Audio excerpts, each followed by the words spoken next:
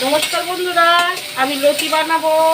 একটা ইলিশ মাছের মাথা ছিল আর একটু চিংড়ি মাছ দিয়ে এটাকে ভেজে নিচ্ছি নুন হলুদ দিয়ে। ভাজা হয়ে গেছে, এবার তুলে নেব।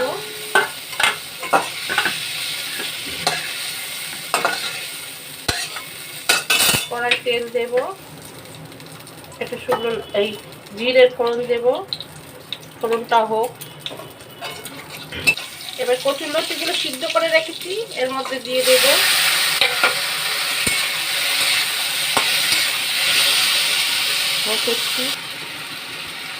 এবার রসুন, পেঁয়াজ আর কাঁচা লঙ্কার পেস্ট একটু দেবো, 1 চামচ 2 চামচ দিয়ে।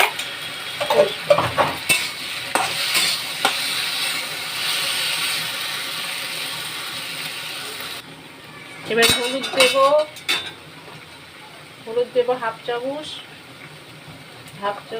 নুন, হাফ চামচ জিরে গুঁড়ো আর একটু অল্প করে চিনি দিয়ে আবার কষবো।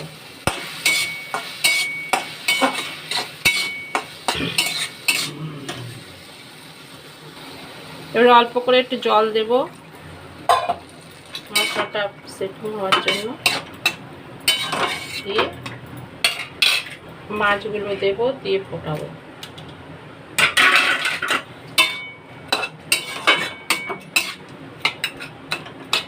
চাপা দেব।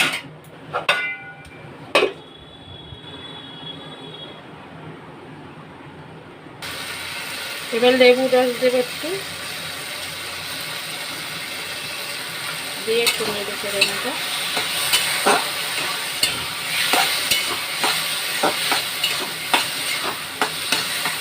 রেডি হয়ে গেল আমার কচুর লতি চিংড়ি মাছের তরকারি। এবার নামিয়ে নেব।